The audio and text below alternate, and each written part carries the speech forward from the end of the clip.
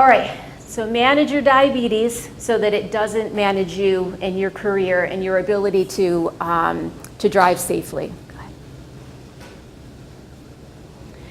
So with management, and really this, although I'm referring to diabetes here, this actually refers to even managing your heart health, for example, even managing your long-term health, cancer reduction, for example. What it comes down to is exercise, and I actually did find a few nice images of drivers managing to get exercise in. So you can see the truck next to the gentleman jumping rope. I thought that was an inventive way maybe to get some exercise in.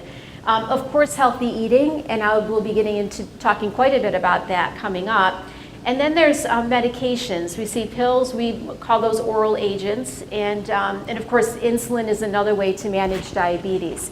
Hopefully, you won't have to get to the point of getting to insulin because, as I understand it, taking insulin is an immediate, how do you call it? An immediate disqualification for driving. And so I want to explain to you, and you can go ahead and click again. I want to explain to you about a little bit about why that is. And it's because if your diabetes gets to the point where you need to take insulin, number one, it says that if you forget to take your insulin, then probably your blood sugars are going to increase, which is going to affect your vision and eventually, again, will affect your hands and your feet because of that neuropathy. So one of the reasons is the concern that if you aren't taking it, as prescribed, that you could end up with high blood sugars. The second, you can actually click that again. The second reason why insulin is a concern is because once that insulin, and the insulin, I should back up a little bit and explain, what insulin does is it takes that sugar from your bloodstream and moves it into the cells of your body because the sugar is really our primary source of energy, which keeps all of our organs functioning, which helps you to be physically active. When your blood sugars get low, how you might feel kind of weak, you might feel a little, kind of tired, a little fatigued. And so our blood sugar is what is our source of energy. So insulin is what carries the sugars into the cells throughout the body. Now, when you don't need to take insulin, your body can regulate your blood sugars perfectly fine. So fortunately, I don't have diabetes.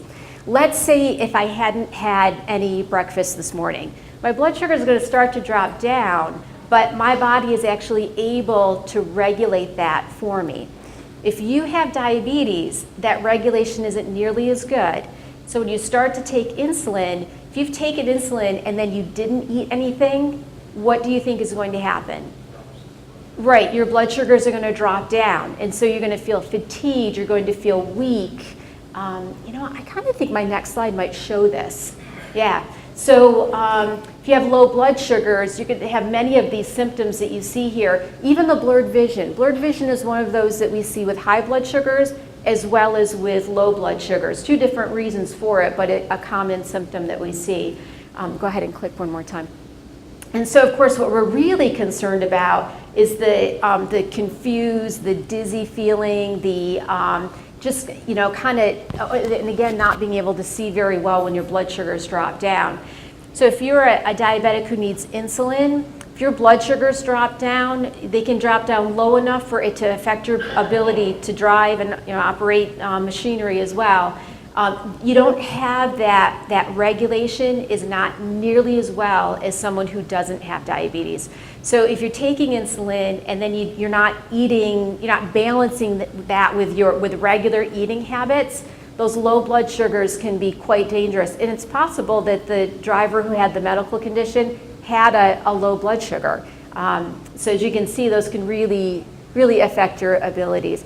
So that's why when someone begins to take insulin, why you're how do you say?